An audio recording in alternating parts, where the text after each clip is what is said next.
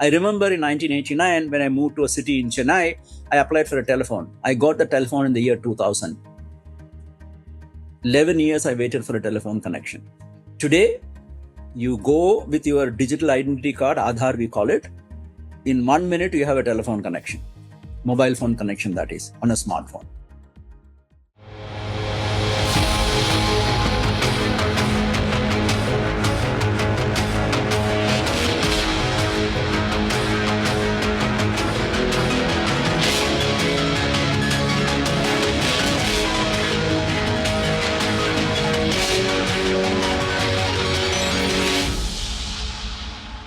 Welcome, everybody.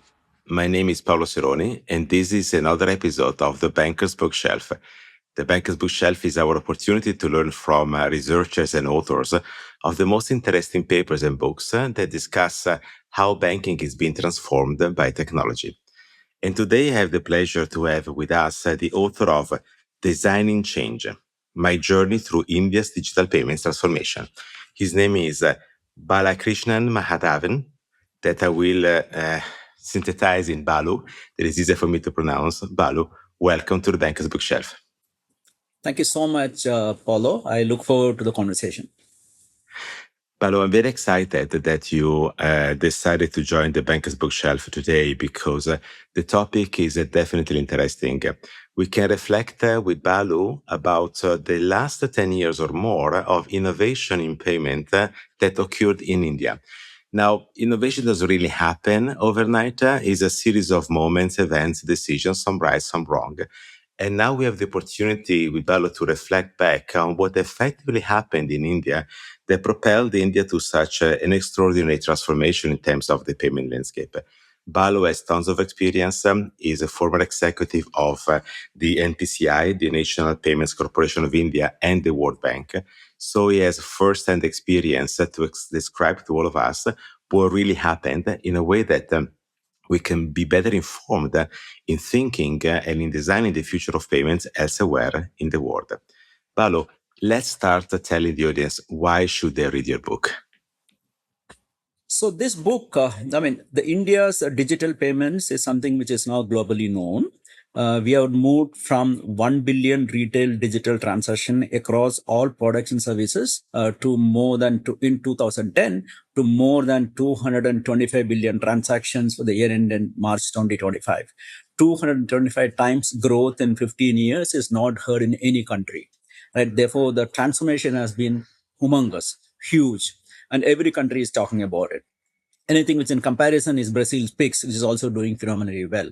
So therefore, these two payment systems are something which world is looking forward to, especially the countries little bit of not forward in terms of improving the financial infrastructure.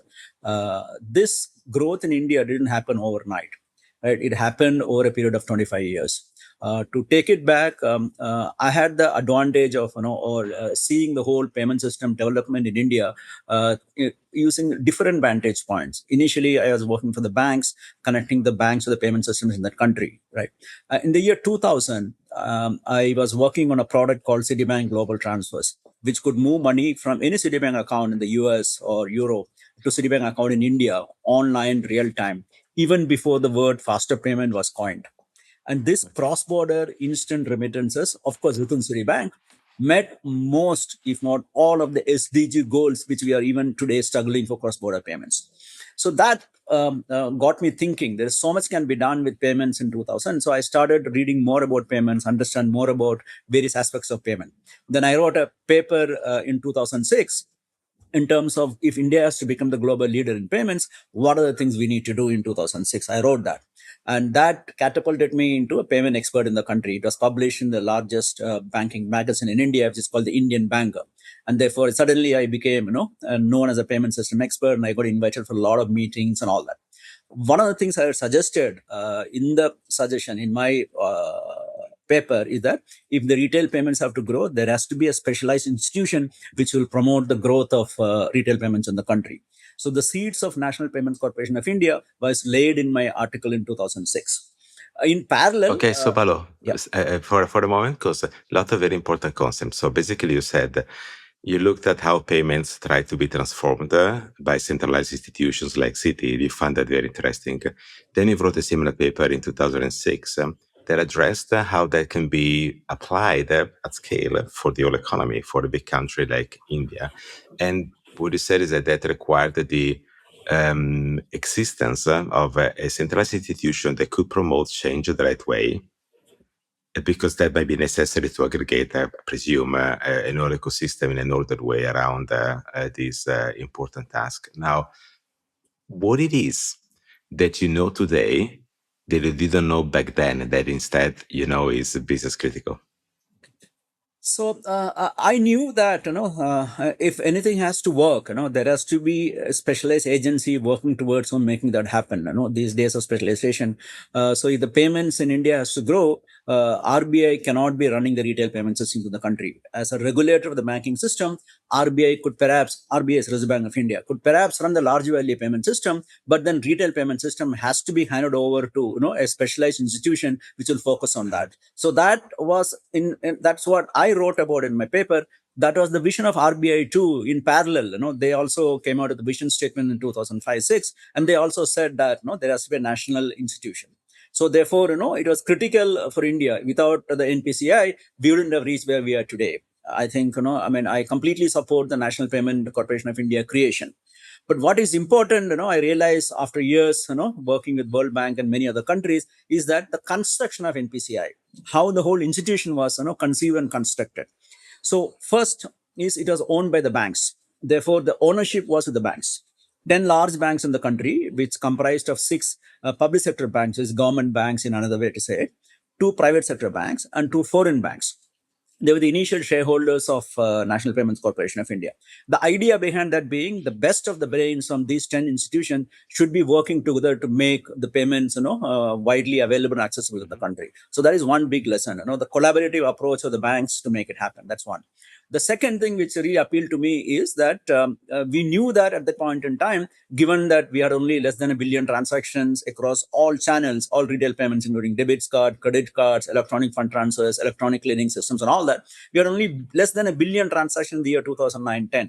So therefore, we knew that there is no place here for multiple institutions to do these payments, right? So therefore, the institution which we will create, like NPCI, will be a monopoly in nature for some time to come. So therefore, we wanted to do the construction of NPCI as a not-for-profit entity. In India, there is a construct called not-for-profit organization. So it will be a company under the Companies Act, but this company cannot distribute dividend to the shareholders. So whatever profit they make, in fact, they don't even use the word profit. Whatever surplus income they make, it is supposed to be reinvested in furthering the cause of the organization. So that way, ensure that there is no rent-seeking behavior from any of these participants. So this organization could therefore work towards the betterment of the industry as a whole, collectively, and that's how the whole NPCI started. And to tell you the truth, NPCI started with less than $5 million as capital at that point in time. Wow. And today, That's startups basically burn nothing. much more every day.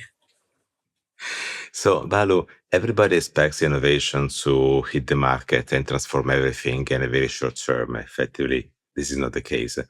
And the Indian payment is this example. You said it started more or less 25 years ago. It went through a series of waves. It requires some key pillars to drive through the long term this type of change. And which are these elements that allow success, these ingredients that you believe every country needs to have since the very beginning to make sure that it can go through this journey in a successful way?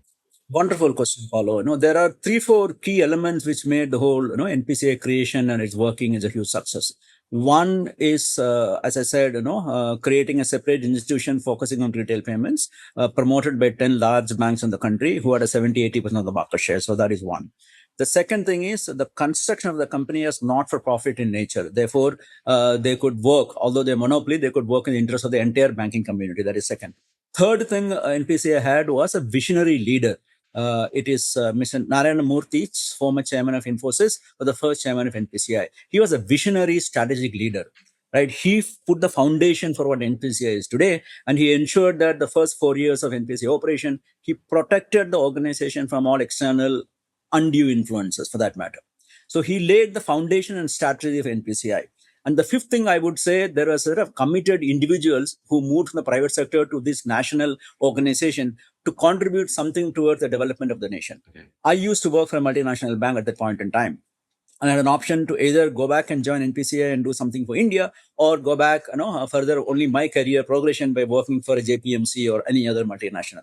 But I thought, it is important for us to contribute to the development of the nation. So there were so many like-minded people who were excited about the idea that we could contribute something to the nation, which will one day become, globally spoken about, globally, valuable for every other country. So I would say those are the key factors which made NPCI a success. So we had a strategy laid out in terms of vision. In fact, our vision was very simple. Every Indian should use one or more of NPCI services at least once every day. So that was the vision.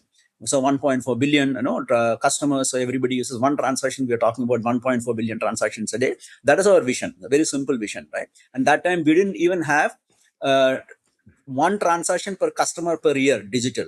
So that's where we were, right? So that is the vision we laid out. And we ensured that we would have all the products and services a growing economy would need. So we started initially with improving the check clearing system. We implemented the check truncation system or check image-based clearing system. We ensured that, that is the largest widely used instrument in the country at that point in time in 2010, 1.6 billion transactions. So we automated that. So there is no float in the check clearing. Your check will be cleared in T+1. So Balu, I do love the way you spell the vision, because it's at the same time very ambitious and very simple. We want that every Indian can use one NPCI product at least once during the day. So it's not very emphatic.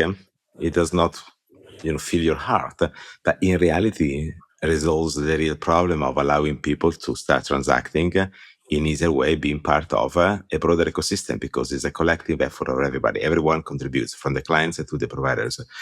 And in designing change in your book, there's a very interesting concept that tries to crystallize it all, and it's called combinatorial innovation. So what is the combinatorial innovation that allowed the Indian payment to fly and be successful as we see today? So wonderful question. So I mean, just to give a couple of minutes. So before we started the UPI, which I talked about combinatorial innovation, right? So we had done this something called reverse innovation before that.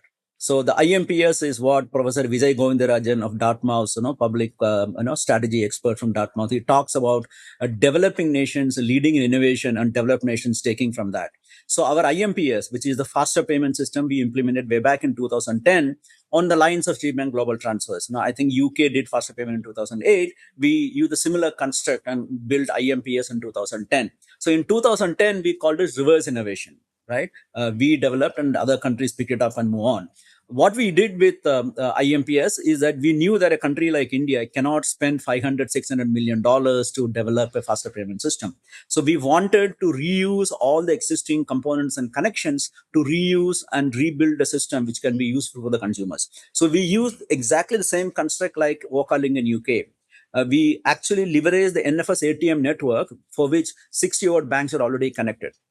So we knew that all new ISO 8583 message format, 60 banks are already connected, the connection was there. So we leveraged the 200 message format and created the first faster payment system in India in 2010, right? Very frugal innovation. We spent less than $5 million across the banking system to do that IMPS. That happened in 2010. We called it reverse innovation.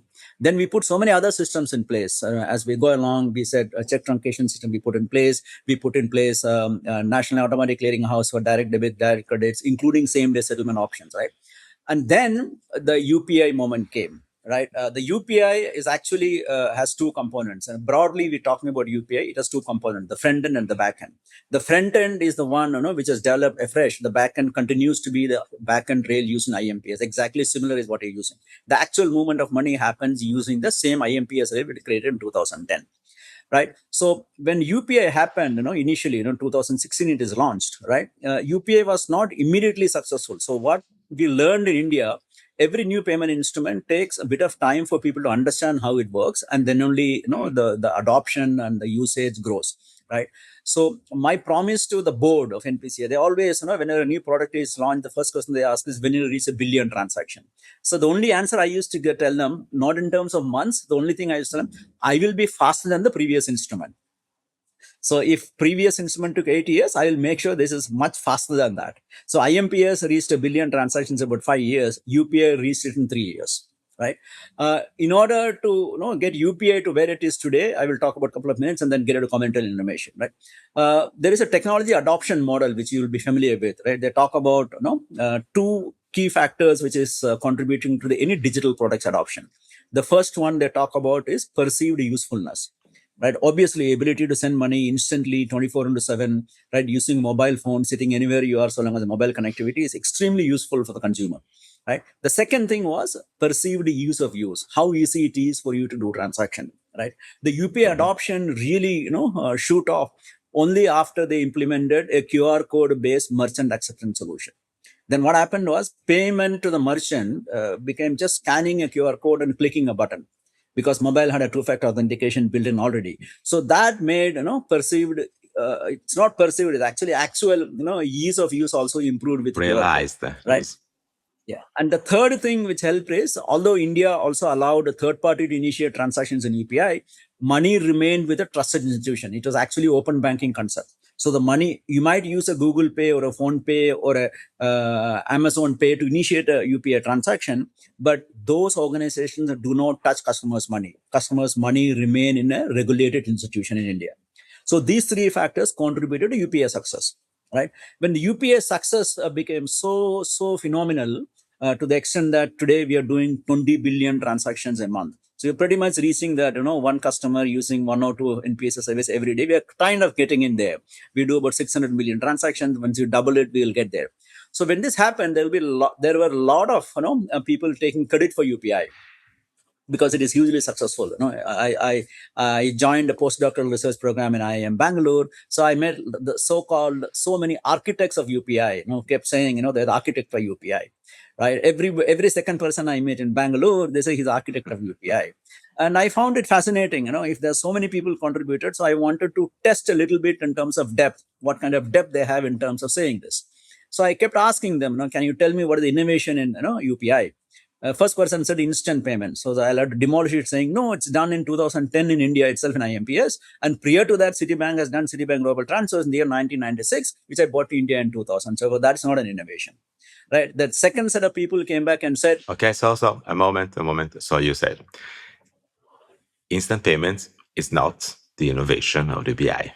No, not at all. Just a guess. Okay. That's good. That's for the message. Yeah. And the second innovation people came back and said is, using, APIs to initiate transaction. I said, that's also not an innovation. I worked in Oracle database in 90s, right? They had something called a stored procedure, reusable software code. You must understand that, right? That is within the organization. Now you're extending that outside the organization. And the concept of API, Microsoft has come back and said much more earlier to UPI. So even that's not an innovation.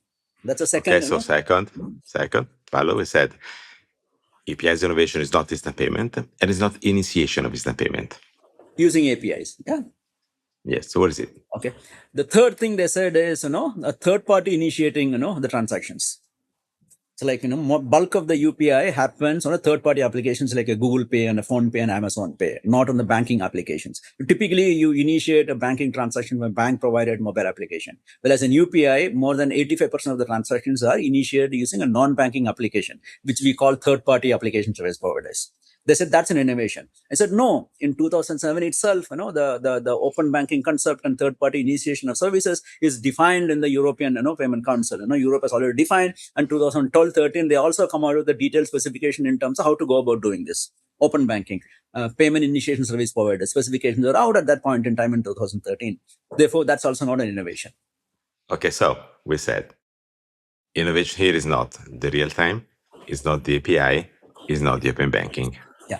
So what and is then it? They came back and said, the fourth explanation given to me is that using QR code is an innovation for making the payments for merchants. Then I said, no, QR code is also invented in Japan much earlier than that, right? And China has been using this, QR code based payments, much earlier. Therefore, QR code is also not an innovation. Okay, so no real time, no API, no open banking, no QR code. Yeah. Then I, explained to some of them what is innovation in UPI. That's where the concept of combinatorial innovation came into the picture. This combinatorial innovation is something which has been described by Vanover in 1945 or something. So it's combining different innovations and build a product which will be far more useful to the consumers, better than each of them individually. One classic example, your mobile phone. Earlier, I could have a phone, I could only talk. But you can imagine today what all you can do in the phone.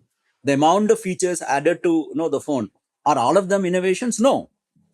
Right? Their camera was innovated separately, phone was innovated separately, radio was innovated separately, right? Scanning was innovated separately, right? Everything was innovated separately. But they put together everything into one instrument, which is extremely useful to the consumer. And that's what is UPI is all about.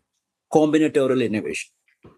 So the combinatorial innovation is basically the convergence of many different elements, and they're mixed in a way that they extract new value that was not there before, and that can be basically enjoyed by the whole ecosystem made of users, made of providers, merchants, technology companies, and that is what allows the whole lot to fly. So I love this description. It was very funny. Absolutely. Actually, sounded like a thriller. Like I was being excited here. Like, oh no, what is it? What is it not?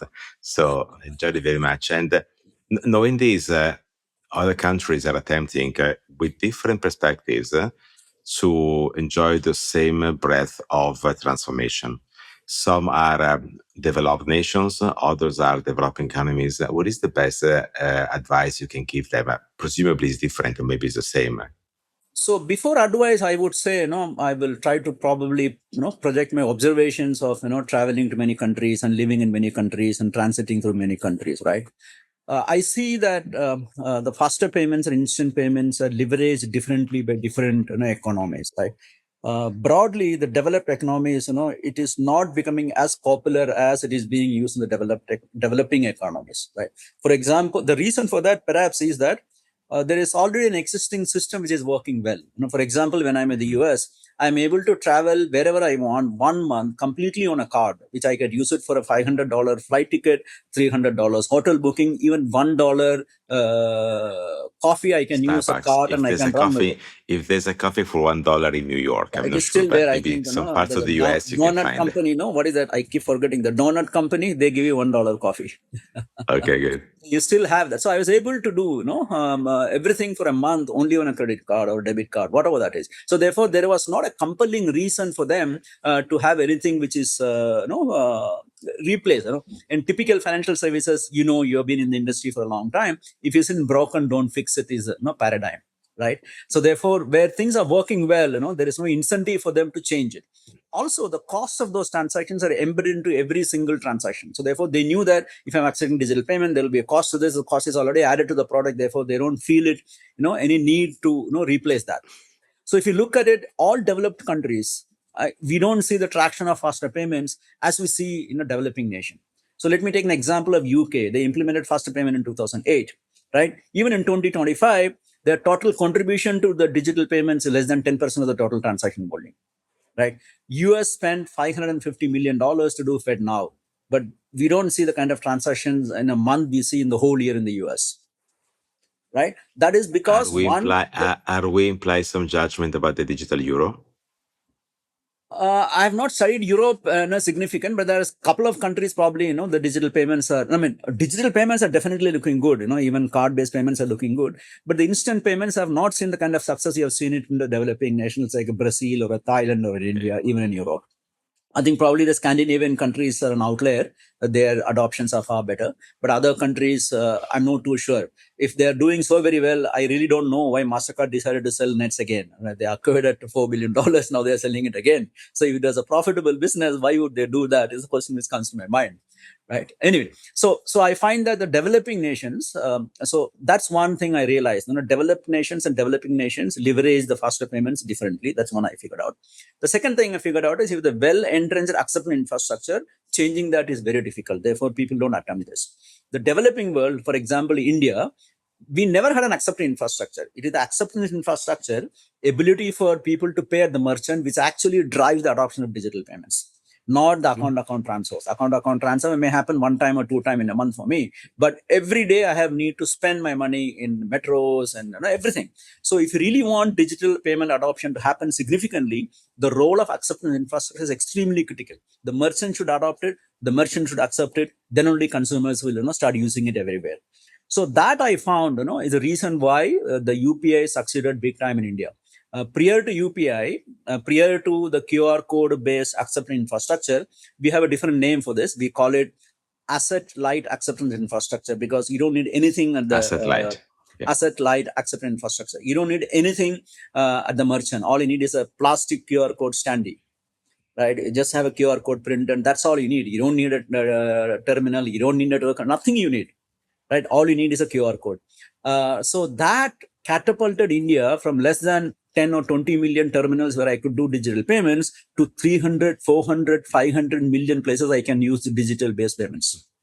So that's one factor significantly helped. Right, and that's kind of model which Brazil is also following, I think. Right, the second thing helped is particularly in the case of India, since the government of India decided that UPI will be free for consumers because they wanted digital adoption to happen, they intervened, right? So there is no money for the ecosystem players, on the UPI transactions. Therefore, they did an innovation again. That's, I would say, as an innovation in UPI. So what they did was, instead of just simply creating a plastic QR code standee, they embedded a speaker onto that with a SIM card. So what happens is, and then they ensured that the transaction detail will be voiced out in the local language of the merchant. India, as you know, has some 50, 60 languages, right? So this QR code standee, which is a QR code of the merchant with a speaker attached with it, embedded with it, the SIM inside this. So whenever I make a transfer to that merchant, it will voice out 30 rupees received in the local language of the consumer, of the merchant. So that created significant trust among the merchants, and therefore they started adopting significantly. And that's how the developing world leveraged, because they never had an accepting infrastructure in the first place. It's akin to India moving from no phones to mobile phones instead of going through the same pager revolutions and then to the phones. I remember in 1989 when I moved to a city in Chennai, I applied for a telephone. I got the telephone in the year 2000. 11 years I waited for a telephone connection. Today, you go with your digital identity card, Aadhaar we call it. In 1 minute, you have a telephone connection, mobile phone connection, that is, on a smartphone. So those are the factors that help, generally for the developing world. So the developing world where infrastructure is not already there, I think QR code based and faster payment based acceptance infrastructure will definitely help them to catapult in a big way. In a developed world, I don't see this taking off in a big way at all, because the entrenched players have a different motivation and interest in continuing with what it is today. So therefore, they will not support. Paolo, if there is something that I've learned today and I really didn't know, is that UPI is money that talks to you. That was unknown to me. I couldn't hear that. UPI is money that talks to you. Literally talking to you. And one more reason in India, the digital payment, the UPI became success is because we constructed as a digital payment infrastructure. We didn't allow private parties to create that. We created the rails as a digital payment infrastructure, right? On which every other private people can innovate on top of this. I think that construct was extremely helpful. So that is one. The second thing, I think I talked about frugality, right? Why is that UPI is freely available to everybody at a very low cost or not cost at all? That is because the entire technology stack of UPI is on open source, right? Therefore, the cost of operations for UPI, not only UPI, the entire digital payments in India is substantially cheaper. To give an example, I had an opportunity to look at the annual financial statement of NPCI for the year ending 2025 March, right? They do 230 billion transactions in the year 24-25. 230 billion transactions across all products and services of NPCI. And their expense was only 23 billion Indian rupees, which is 2,300 crores, which translates that each transaction costs only 10 paise, which is substantially lower than even a cent. Of this 10 paise, half of it is their marketing expenses to promote the product. If you remove that, the actual operating expenses is only 5 paise. Frugality. Therefore, they're able to offer it free. And the other thing the government, articulated in terms of why are you giving it free? I mean, there's always this debate about, how do people make money? Why are you making it free? The rationale for the government is in a developing economy where things are not formalized to the extent it is required, UPI, the digitalization because of UPI has formalized many of the things into formal economy. As a result, the tax compliance has significantly increased. Yeah, right? so The you tax move the collection economy, has that's your significantly scope, right? increased. You get a second order effect that is beneficial, but if you start from Yeah. this, you will never get there, right? So just move the economy.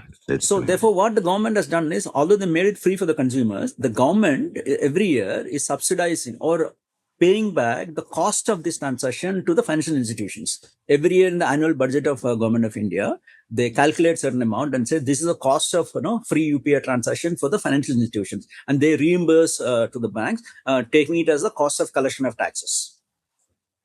Right. So Okay. that one significant benefit happened. The other benefit which happened That's because of interesting, UPI, because that is never discussed. that That is really never discussed. This aspect of paying back as a tax rebate is never discussed. I never read it anywhere. it's there in my paper. So I mean, I will share with you. No, I have a I paper on understand that, UPI. but honestly speaking, I didn't. Mm-hmm. So the other benefit which accrue to the economy is that many of these MSMEs, for credit needs are always a challenge for any developing economy, right? Because you don't have any underwriting capabilities because they don't have a credit history, they don't have a credit bureau, they don't have a credit card, nothing, right? So what do they have? Nothing. So this UPI allowed the underwriting companies to understand their income and expense levels using the digital payment transactions, and then they could give loans based on this transaction cash flow, which also kind of improved access to credit by MSMEs, which also contributed to the development of UPI in a way. If people suddenly realize, no, I'm not getting loan anywhere, but if I put a UPI terminal, 6 months I have transactions, somebody will come back and give me a loan. Right? I think those two factors also contributed. That's a societal impact of UPI. The cost of using cash went down. The ability to transact 24/7 improved. The ability to pay remotely improved. Or I can pay sitting here my daughter's examination fee. Right. That's So very all good. these factors also contributed to the growth of UPI. And India has probably one of the cheapest mobile data plans in the world. So therefore, using mobile data is also very cheap in India. So these are the contributory factors, I would say, apart from demonetization and the COVID, which actually propelled the UPI. The fact that That India did makes sense. something called a financial inclusion program, which is called Prime Minister Jan Dhan Yojana, which ensured that every adult Indian has a bank account. Right today, I think the Findex, World Bank Findex, they do survey of financial inclusion index. India has more than 90% of the consumers above age of 15 as a bank account. Right, so therefore it became that much more easier to bank account transaction. So there were so many underlying enablers which happened over a period of time, which catapulted UPI into what it is today. I just thought I'll highlight that as well. You can I incorporate guess that. your kids are more diligent than mine because my account-to-account transactions happen more than once a day. So that is my major platform motivation. So thanks for the fascinating conversation. We might want to wrap it up now. I invite everyone who attended this conversation to buy Designing Change, my journey through India's digital payment transformation, because with Balu, we really went to the source of it. We didn't discuss the buzzwords around it. We really got to the essence of what allowed the Indian payment system to transform so much, to be so successful, and to be a lighthouse for the world. Although we understood and we learned that there are differences in the ways a developed country or a developing country operates, because there could be some hubris or some attrition related to the past, the existing infrastructure. But notwithstanding, the idea of combinatorial innovation is powerful wherever you are. It is not about the single element. It's about the way you connect the dots with technology and also with business innovation, because allowing payment to be cheap or to be free is part of the stack, and it's not just the technology piece. So, Balu, where can people find your book? So the book is available on Amazon.com. It's available as a Kindle version as well. You search on Amazon.com, you will get it. And I hope they will deliver, everywhere in the US and every other place. I think it is also available in Amazon.Netherlands or something. I don't. It's definitely available on Amazon.com, and you should definitely get it delivered to you. I don't see a challenge of that.